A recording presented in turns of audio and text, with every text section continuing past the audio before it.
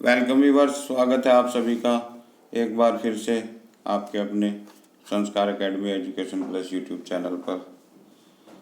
और आज का विषय है साइंस, और साइंस की एक ब्रांच है केमिस्ट्री, रसायन विज्ञान। और इसमें हमने आपको पहली वीडियो में या इससे रिलेटेड जो वीडियो थी, केमिकल रिएक्शन एंड इक्वेशन, रासायनिक अभिक्रियाएं व समीकरण, जिन्होंने नहीं देखी है वो देख सकते हैं। और उसका मेन कंटेंट्स छोटा करके काफ़ी मैं आपको बता दूंगा। किसी को डिटेल में यदि इसकी इन्फॉर्मेशन चाहिए तो chemical reaction and equation by संस्कार एकेडमी लिखकर सर्च कर सकता है, क्योंकि स्टेप बाय स्टेप यदि आप चलोगे तो थोड़ा बेहतर होगा। जल्दबाजी करना ठीक नहीं है, शॉर्टकट इज नॉट बेटर। तो ज़्यादा जल्दी ठीक नहीं है, मेरा मानना ये है आप स्लो स्लो चलो, slow and steady wins the race. कछुए की तरह चलो, खरगोश की तरह नहीं। ठीक है, आप समझ गए होंगे, ये बहुत पुरानी एक स्टोरी है और इसीलिए मेरी वीडियो थोड़ी लंबी भी हो जाती है।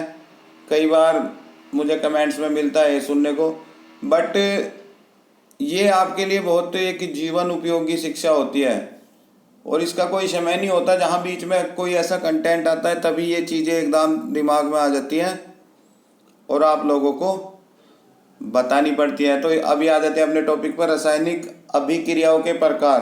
पर इससे पहले मैंने बताया था रासायनिक अभिक्रिया क्या है। केमिकल सब्सटेंस दो या दो से ज़्यादा मिलकर कोई नया प्रोडक्ट बनाते हैं, तो इस टाइप की रिएक्शन को हम केमिकल रिएक्शन कहते हैं। ठीक है जी।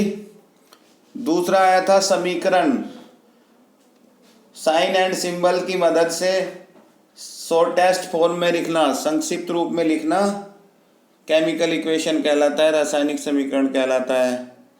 एक था बैलेंस इक्वेशन। बैलेंस इक्वेशन में यही था कि both side number of atom equal हो। देखो भाई, रिवीजन होना बहुत ज़रूरी है। रिवीजन मैंने इतना ही करा सकते हैं क्योंकि रिवीजन में भी पूरी वीडियो बताई जाए तो लगभग 20-25 मिनट की तो वही वीडियो थी। तो let us come on to the topic, रासायनिक अभिक्रियाओं के प्रकार। रासायनिक अभिक्रियाओं के प्रकार आपका 10th क्लास का पहला ही लेसन भी है और बेसिक लेवल पे ये जानकारी होनी चाहिए। इसका मैं ज़्यादा नहीं कहूँगा, कंपटीशन में आ जाती है कई बार, जो टाइप्स ऑफ केमिकल रिएक्शन। ठीक है जी, तो रहो मेरे साथ। केमिकल रिएक्शन काफ़ी प्रकार की होती है, सो मैनी टाइप्स, बट जो मेन है, जो मुख्य तौर पर है, उनके मैं बता दूं आपके सिलेबस के अकॉर्डिंग में। यार मैंने सिलेबस से बाहर की भी ले लिया एक दो जो मुझे लगी कि ये ज़रूरी है। नंबर 1 है कॉम्बिनेशन रिएक्शन। भाई देखो, मैं आपको पहले भी बताया है कि हिंदी हमारी मातृभाषा है, जिस क्षेत्र में हम रहे हैं। हिंदी तो हमारी नॉर्मल लैंग्वेज है, हिंदी हम समझ ही लेते हैं। और इंग्लिश मीडियम में पढ़ रहे हैं या साइंस एक ऐसा सब्जेक्ट है जिसमें इंग्लिश बहुत ज़रूरी हो जाती है, इंग्लिश में इसे समझना। तो ठीक है, मैं दोनों लैंग्वेज में ही आपको बता देता हूँ और मेरे हिसाब से मैं ये उम्मीद करता हूँ कि आपकी समझ में आ जाएगी। कॉम्बिनेशन रिएक्शन यानी कि संयोजन अभिक्रिया। डिटेल में इनको एक एक को करके मैं आगे बताऊँगा। अभी इनके मुख्यतः मैं नाम आपको बता रहा हूँ। डिकम्पोजिशन रिएक्शन, वियोजन, अपघटन या विघटन अभिक्रिया भी से हम हिंदी में कह सकते हैं। डिस्प्लेसमेंट रिएक्शन नंबर 3 थी ये, डिस्प्लेसमेंट रिएक्शन या विस्थापन अभिक्रिया। डबल डिस्प्लेसमेंट, इसका हिंदी में नाम नहीं दिया मैंने, वो देखने से ही समझ में आ रही होगी। डिस्प्लेसमेंट विस्थापन है तो डबल डिस्प्लेसमेंट द्विविस्थापन। ठीक है। ऑक्सीडेशन रिडक्शन आपके में एक ही उसमें था, मैंने ये अलग अलग कैटेगराइज कर दिया। ऑक्सीडेशन, उपचयन और रिडक्शन अपचयन। तो ठीक है, मेन आपके सिलेबस में ये 5 ही हैं, बट हमने ये 6 में डिवाइड कर ली और 2-3 और थी, वो आगे आपको मिल जाएंगी इसी वीडियो में ही। ठीक है, अभी आते हैं number 1, combination reaction. Combination reaction जैसा कि नाम से ही पता है, कंबाइन करना या किसी चीज़ का जुड़ना। संयोजन हिंदी से भी जो इसका नाम है। देखो बच्चों, नाम देखने से ही बहुत कुछ चीज़ें आपके दिमाग में आ जानी चाहिए। संयोजन का मतलब जुड़ना, तो डेफिनेशन से ही क्लियर है, और 2-4 बार देखने के बाद आपको ये पता लग जाएगा, यानी कि रिवीजन में आप नाम से ही डेफिनेशन को क्रिएट कर लेंगे। यही इनका तरीका है। When 2 or more substance make a new single substance, then the reaction called combination reaction। जब 2 या 2 से अधिक केमिकल सब्सटेंस मिलकर एक नया उत्पाद बनाते हैं, एक, इस बात पे ध्यान देना है, क्योंकि संयोजन जब भी होगा जब वो सारे मिल जाएं, और हमें कॉम्बिनेशन अर्थात संयोजन ही दिखाना है। ठीक है, तो लिखी हुई है, इसे आप आराम से समझ लेंगे। अब आते हैं नंबर 2 पर। इसका छोटा सा कई बार उदाहरण सहित समझाने वाली बात आती है। डिफाइन कॉम्बिनेशन विद एग्जाम्पल सभी के साथ ही पूछ लेता है, तो ये मैं आपको दिखा दूंगा भाई अभी इसका उदाहरण। संयोजन के बहुत उदाहरण मिलेंगे, पर मैंने कोशिश की कि आपको एक ईजीएस्ट सा उदाहरण दे दें, आप समझ लें, बैलेंसिंग की कम दिक्कत हो। कैल्शियम ऑक्साइड जिसे हम कहते हैं बिना बुझा चूना, ठीक है, इस पर पानी डाला जाए तो क्या बन जाता है? बुझा हुआ चूना, कैल्शियम हाइड्रोक्साइड। बिना बुझा चूने को हम कहते हैं कैल्शियम ऑक्साइड, और बुझे हुए चूने को कहते हैं कैल्शियम हाइड्रोक्साइड। ठीक है जी, इसमें हीट की फॉर्मेशन, हीट भी निकलती है। अभी ये जो मतलब शहरी क्षेत्र में बच्चे रहे हैं तो शायद कम समझ पाएंगे, पर जो ग्रामीण परिदृश्य में रहे हैं या ग्रामीण परिवेश से जिनका कोई छोटा सा भी ताल्लुक है, गाँव में पहले दीवारों पे कली करते थे, कली। तो ये कली वो चूना ही है, कैल्शियम ऑक्साइड है। तो बच्चों बाजार से हम खरीद के लाते थे और उसके ऊपर पानी डालते थे, हल्का हल्का, थोड़ा थोड़ा पानी डालते थे, तो कली फूटती थी और बहुत सी गरम। यदि उन ढेलों को मोटे मोटे डले के रूप में होते थे, वो पानी के टब या बाल्टी में डालते थे तो बहुत ज़्यादा पानी उबलने लगता था या बाल्टी गर्म हो जाती थी। मोस्टली प्लास्टिक के में करते थे, कई बार लोहे के बर्तन में भी करते, लोहे की बाल्टी में, तो वो गर्म हो जाती थी। तो गर्म किस चीज़ के कारण होती थी? कि हीट उत्पन्न हो रही है। किसी चीज़ को गर्म होने के लिए हीट की आवश्यकता होती है। जैसे हम चाय बनाते हैं गैस पे, तो जब तक गैस नहीं चलाएंगे, हीट नहीं देंगे, तो पानी गर्म नहीं होगा। तो ये सभी जानते होंगे कैल्शियम ऑक्साइड। तो नेचुरल लाइफ से जब हम इस बात को जोड़ लेते हैं, हमें आसानी होती है। वीडियो भले ही लंबी हो जाए भैया, बहुत टाइम रहता है, कमेंट्स नहीं। ठीक है, आप सभी जुड़ गए हैं बहुत अच्छे से, नेहा, क्रिस, पायल, रूबी, गुड। ओके, तो अब आगे चलते हैं। ये हो गया CaO। देखो बच्चों, ये थोड़े बहुत याद हो जाएंगे, अभी स्टार्टिंग पर्पज पर हो सकता है, पर बिल्कुल आसान है। H2O हमारा पानी, जिसे हम पानी कहते हैं। हाँ, नीचे एक छोटा एग्जांपल और आपको दिखाना चाहूँगा। H2 होता है हाइड्रोजन और O2 होता है ऑक्सीजन। H2O, ये दोनों मिलकर क्या हो जाता है? पानी। ठीक है बच्चों,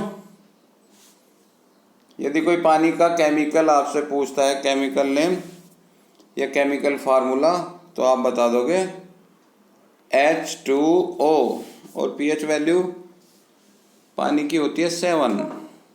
तो ये चीज़ें ऐसी हैं, देखो यूज आ भी जाए नहीं भी, बट आपको पता होनी चाहिए, कई बार बहुत इम्पोर्टेंट भी हो जाती है। देखो, जो चीज़ मेरे याद है वो मेरे लिए बिल्कुल आसान है, जो चीज़ मुझे याद नहीं है वो मेरे लिए एकदम कठिन है। तो हाइड्रोजन और ऑक्सीजन का कॉम्बिनेशन क्या मिलाता है? पानी बन जाता है। बच्चों थोड़ा सा करेक्शन कर लेना, इसमें बैलेंस नहीं है इक्वेशन, तो 2H2O बनेगा ये, यानी कि वाटर के 2 एटम हो जाएंगे। ठीक है, नेक्स्ट बनाते हैं नंबर 2 इक्वेशन। नंबर 2 थी हमारी अपघटन। जैसे पहली नाम का संयोजन था, तो संयोजन मीन्स जुड़ना था, या कॉम्बिनेशन मीन्स जुड़ना था। अब का है डीकम्पोजिशन। अंग्रेजी मीडियम वाले देख ले, डीकम्पोजिशन, डीकम्पोज यानी कि टूटना। ठीक है, डिकम्पोज हो जाता है यानी कि टूटना, तो डीकम्पोजिशन टूटने की अभिक्रिया है ये। वियोजन, वियोजन का मतलब होता है अलग अलग होना, तो ये भी लगभग इसका ही सिनोनिम्स हो गया, पर्यायवाची हो गया। अपघटन, दो हिस्सों में बट जाना, अपघटित हो जाना, अलग अलग बट जाना। और इसका तीसरा नाम हिंदी वालों के लिए बता दूं, विघटन भी हो सकता है। ठीक है, वियोजन, विघटन या अपघटन अभिक्रिया, डीकम्पोजिशन रिएक्शन। तो नाम से ही क्लियर होगा भैया, टूट जाएगा। ठीक है, तो अभी थोड़ी सी डेफिनेशन देख लेते हैं इन वर्ड्स।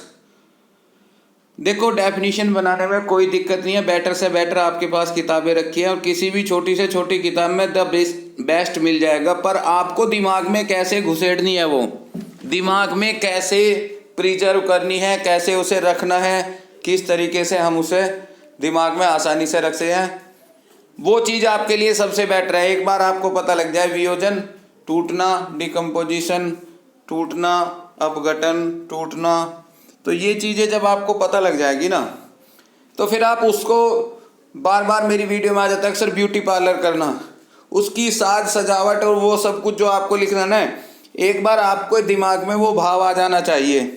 और यदि आपको उसका कुछ नहीं पता होगा तो उस टाइम आपको दिक्कत आती है। तो मेरा एम थोड़ा सा यही रहता है, वीडियो लंबी हो तो होने दो, बट आपके दिमाग में वो चीज़ आए। तो ठीक है, अब नाम से आपकी समझ में आ गया, ब्यूटी पार्लर आप कर ही सकते हो इसका।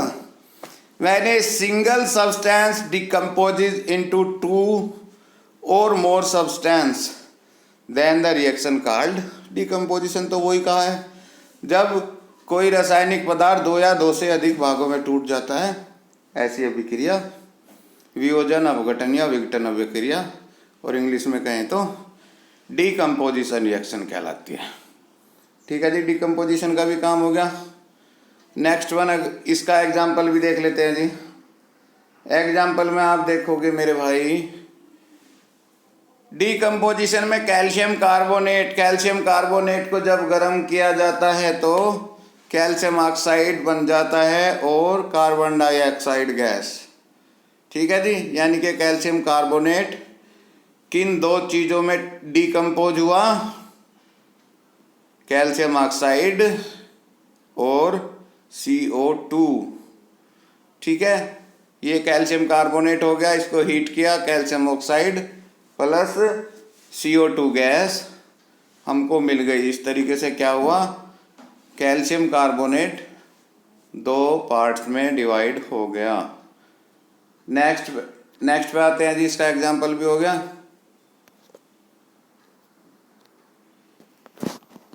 नेक्स्ट थी हमारी डिस्प्लेसमेंट रिएक्शन।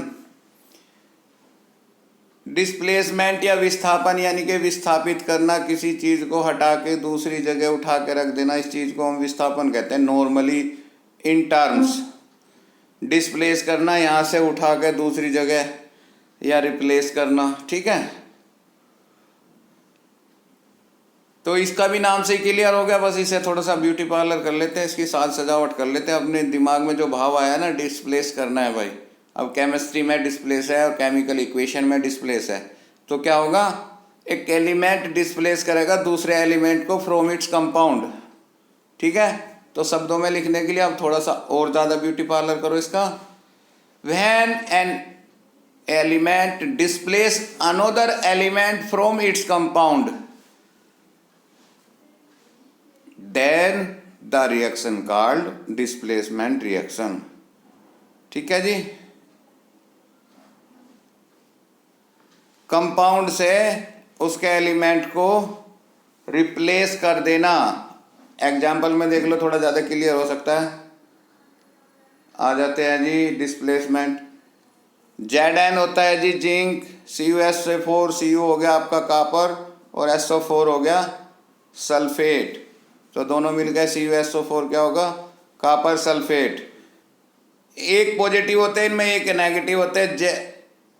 SO4 जिंक के साथ चला गया, था तो कॉपर के साथ, पर ये रिप्लेस होके क्या आ गया, जिंक के साथ आ गया। तो क्या बन गया, जिंक सल्फेट, और कॉपर बेचारा अकेला रह गया।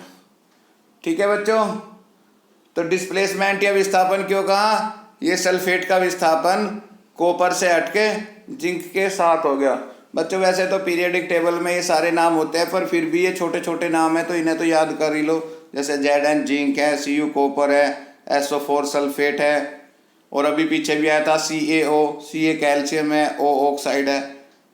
तो ये दो चीज़ें होती है, कैल्शियम सल्फेट हो जाएगा, कैल्शियम के साथ SO4 जुड़ जाए, Cl2 जुड़ जाए, क्लोराइड हो जाएगा। तो वीडियो तो इस हिसाब से लंबी बनी जाती है भाई, यदि समझाने की इच्छा है। और यदि आपको वैसे ही मार्केटिंग ही करनी है तो फिर 2 मिनट में भी ख़त्म कर दो। चलो जी, इसका भी काम हो गया। इसके बाद हम आते हैं कहाँ पे, इसके बाद आते हैं डिस्प्लेसमेंट का बड़ा भाई आ गया ये, डबल डिस्प्लेसमेंट। भैया नाम से ही क्लियर है, ज़्यादा टाइम नहीं दूंगा, बहुत टाइम हो चुका। तो क्या कर दूं, उसमें एक एलिमेंट डिस्प्लेस हुआ था, इसमें 2 हो जाएंगे, उसका उसके साथ चला जाएगा, उसका उसके साथ चला जाएगा। जैसे भैया तू मुझे शर्ट दे दे, मैं तुझे पैंट दे देता हूँ, तू मुझे पैंट दे दे, मैं तुझे शर्ट दे देता हूँ। यानी कि एक्सचेंज कर लेंगे, 2 different atom are exchange, then the reaction called double displacement. ठीक है, पहले वाली में डिस्प्लेसमेंट में तो खाली उसने उसको दे दी थी, एक दानी हो गया था, एक ग्राही हो गया था। इसमें क्या है, नहीं भैया आप मुझे अपना फावड़ा दे दो, मैं तुम्हें अपना खुरपा दे रहा हूँ। तो आपस में एक्सचेंज हो गया, आदान प्रदान जिसे हम कहते हैं, इस क्रिया को हिंदी में एक्सचेंज भी कहते हैं। और इसका एक साधारण सा उदाहरण देख लेते हैं, छोटा सा। द्विविस्थापन यानी कि 2 का, देखो जी Na होता है हमारा सोडियम, और SO4 बच्चों मैंने बताया था सल्फेट। तो ये क्या हो गया, सोडियम सल्फेट। Ba होता है बेरियम, और Cl होता है क्लोराइड, ये हो गया बेरियम क्लोराइड। तो इसका क्लोराइड इसके ये तो इसे क्लोराइड दे देगा और ये इसे सल्फेट दे देगा। बस इतना काम आपको करना है और आपका मामला बन जाएगा। वीडियो थोड़ी परेशान करिए। BaSO4 ये तो बन गया जी आपका बेरियम सल्फेट, और ये क्या बन गया, 2NaCl सोडियम क्लोराइड। और भाई यदि मेरी जानकारी के अनुसार मैं आपको बताऊं तो सोडियम क्लोराइड क्या होता है आपका, नमक। जो नमक हम खाते हैं वो क्या होता है, सोडियम क्लोराइड। और जो पानी हम पीते हैं वो क्या होता है, H2O। तो 2-4 दिन थोड़ा हंसी मजाक का व्यवहार रखो। नमक जब खाते हो क्या खा रहे हैं भैया, NaCl सोडियम क्लोराइड खा रहे हैं भैया। पानी जब पी रहे हैं H2O पी रहे हैं भैया, H2O2। तो 3-4 दिन में ही आपकी इतनी प्रैक्टिस में आ जाएगा, आप भूलोगे ही नहीं कभी भी। नेक्स्ट है आपका ऑक्सीडेशन एंड रिडक्शन। भैया ये 2 पार्ट में थोड़ा सा आप नन्हे मुन्नों की मदद के लिए तोड़ा गया है, तो इसे स्वीकार करो। ऑक्सीडेशन, ऑक्सीडेशन से पहले रिडक्शन पे आता है, रिड्यूस आपकी समझ में आ जाएगा। रिड्यूस करना यानी कि घटाना, ये सभी जानते होंगे। ठीक है, और ऑक्सीजन पे डिपेंड होती है, यानी कि यदि ऑक्सीजन घटती है, ठीक है, loss of oxygen and gain of hydrogen, दोनों में से कोई सा भी हो, या तो ऑक्सीजन घटे या हाइड्रोजन बढ़े, तो इस प्रकार की रिएक्शंस क्या कहलाएंगी, रिडक्शन या अपचयन। ठीक है, अपचयन अभिक्रिया कहलाती हैं, ऑक्सीजन का घटना और हाइड्रोजन का बढ़ना। तो मैंने 5 नंबर से पहले 6 नंबर इसलिए पढ़ाया ताकि आपको नाम से थोड़ा पता लग जाए। रिडक्शन, रिडक्शन बना है रिड्यूस से, ठीक है, और ऑक्सीजन का रिड्यूस होना यानी कि घटना, लॉस ऑफ ऑक्सीजन, रिडक्शन होगा। ठीक है, अब 5 नंबर का बता देते हैं, जस्ट इसके अपोजिट हो जाएगा। ऑक्सीडेशन, उपचयन, हजम कर जाना, यानी कि gain of oxygen and loss of hydrogen, दोनों में से कोई सा भी है तो देन ये क्या कहलाएगी? हिंदी में बोले तो उपचयन और इंग्लिश में कहे तो oxidation. In oxidation reaction the gain of oxygen, in reduction loss of oxygen. अभी एक छोटा सा कोई इसका उदाहरण देख लेते हैं। इसके लिए आ जाते हैं भाई अपने चैनल संस्कार एकेडमी एजुकेशन प्लस पर, और उदाहरण आपके सामने थोड़ा टफ सा है, टफ नहीं है, थोड़ा धुंधला है, तो अपनी बुक्स में भी देख लोगे आप, बुक्स में एक नहीं 100 उदाहरण है। कॉपर को ऑक्सीजन की उपस्थिति में कॉपर ऑक्साइड का बनना, तो क्या हो गया? ऑक्सीजन की बढ़त होगी, कॉपर के साथ ऑक्सीजन जुड़ गई और कॉपर ऑक्साइड बन गया, तो क्या हुआ? गेन ऑफ ऑक्सीजन, ऑक्सीजन बढ़ा है तो ऑक्सीडेशन, यदि घटता तो रिडक्शन होता। ठीक है। दूसरा व्यूअर्स आपको बता दूं कि रिडक्शन और ऑक्सीडेशन दोनों एक साथ भी हो जाते हैं। और भैया ये फ़ोटो बिल्कुल ख़राब आ गया है, पर मैं बोल दूंगा, आपकी समझ में आ जाएगी। कॉपर ऑक्साइड और हाइड्रोजन की क्रिया को यदि हम देखें तो कॉपर अलग हो जाता है और ऑक्सीजन चली जाती है हाइड्रोजन के साथ। ठीक है।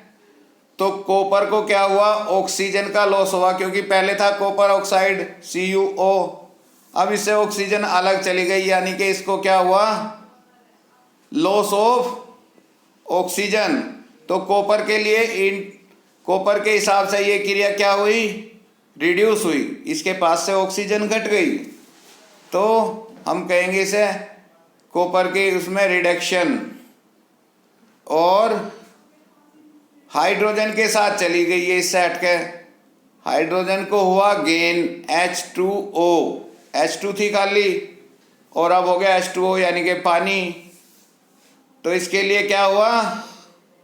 ऑक्सीडेशन। देखो इसी क्रिया में हाइड्रोजन के शब्दों में देखोगे तो ये क्रिया हो गई ऑक्सीडेशन की, कॉपर की नज़र से देखोगे तो ये क्रिया हो गई रिडक्शन की। तो ये कभी भी डाउट मत रखना, दो अभिक्रिया एक साथ भी हो जाती है। जैसे अभी आप देखोगे भाई कॉम्बिनेशन रिएक्शन भी हो रही है और दूसरी रिएक्शन भी हो रही है।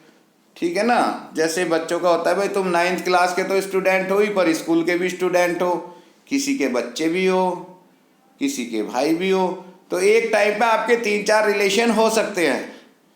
ठीक है। इसी प्रकार से एक रिएक्शन 2-3 टाइप की हो सकती है। चलो जी, इससे आगे बढ़ते हैं।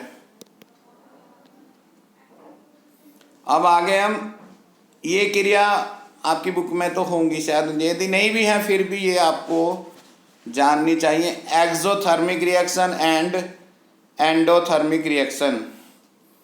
एक्सोथर्मिक को आप उठाओ यहाँ से एग्जॉस्ट फैन से, एग्जॉस्ट है, एग्जॉस्ट करो। एग्जॉस्ट फैन क्या है? बाहर फेंकता है, यानी कि कुछ भी चीज़ों से बाहर फेंकता है, यानी कि देता है। तो इसमें क्या होता है? एनर्जी प्रोड्यूस होती है। तो क्या कह सकते हैं? हिंदी में कहते हैं इसे ऊष्माक्षेपी अभिक्रिया, यानी कि इन अभिक्रियाओं में ऊर्जा उत्पन्न होती है। ठीक है बेटा। तो आप क्या कह सकते हो? जिन अभिक्रियाओं में ऊर्जा उत्पन्न होती है, the reaction which produce energy called exothermic reaction. इतना तो आप अपनी दिमाग से बनाना सीख लो, आना चाहिए, क्योंकि रटने में इतना काम नहीं चलता कभी भी, और आ जाता है। ये ज़्यादा नहीं है, 2-4 बार परेशान होने से, जैसे साइकिल चलाते हैं ना, 2-4 बार गिरते हैं फिर खुद ही आ जाती है। तो थोड़ा शब्दों का ब्यूटी पार्लर करना होता है, तालमेल, टिक्की कहाँ लगेगी, बिंदी कहाँ, लिपस्टिक कहाँ, वो सब चीज़ें आप एडजस्ट कर लोगे, और इतना आना चाहिए आपको। अब आता है एंडोथर्मिक रिएक्शन। एंडोथर्मिक को आप इससे समझ लो, नहीं तो हिंदी के नाम से समझ लो। देखो पहले ही बताया गया था, कॉम्बिनेशन जरूरी है। उष्मा शोषी यानी कि शोषित कर ले, जो सोख ले या एब्जॉर्ब कर ले। तो ठीक है, इस क्रिया में क्या होता है, पहले वाली में एनर्जी प्रोड्यूस होती थी, इसमें एब्जॉर्ब हो रही है। इन रासायनिक अभिक्रियाओं में ऊर्जा का शोषण अर्थात ऊर्जा देनी पड़ती है।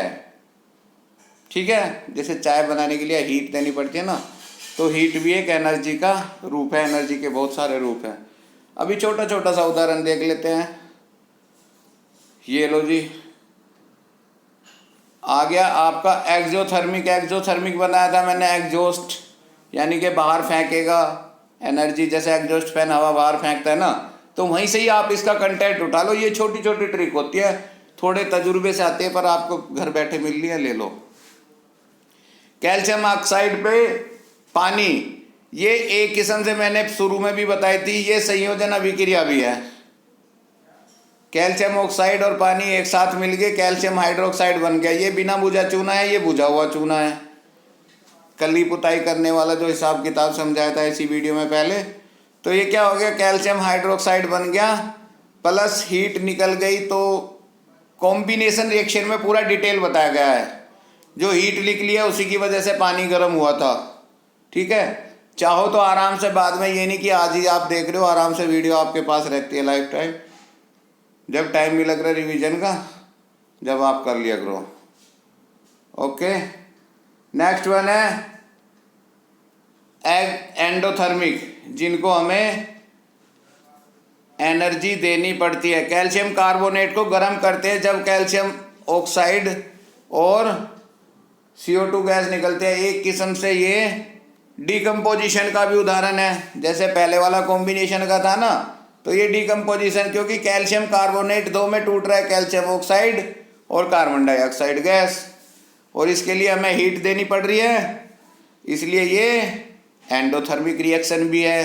कैल्शियम कार्बोनेट दो हिस्सों में टूट रहा है, इसीलिए ये डिकम्पोजिशन भी है। अब आपके डाउट में आएगा कि सर ने कभी एंडोथर्मिक बना दे, कभी डिकम्पोजिशन बनाने।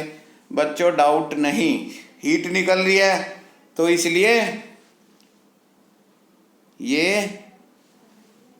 हीट देनी पड़ रही है इस क्रिया को, इसलिए ये एंडोथर्मिक यानी कि उष्मा शोषी अभिक्रिया है। और कैल्शियम कार्बोनेट टूट रहा है, इसलिए ये डिकम्पोजिशन रिएक्शन भी है। अब इस बात को यदि हम नॉर्मल लैंग्वेज में समझना चाहिए कि ऐसा क्यों हो रहा है, देखो इन चीज़ों से हम कम परिचित हैं, पर आपने देखा होगा सभी बच्चों के दो दो नाम भी होते हैं। घर में कहेंगे उसे गोलू, और स्कूल में नाम मिलेगा राजदीप।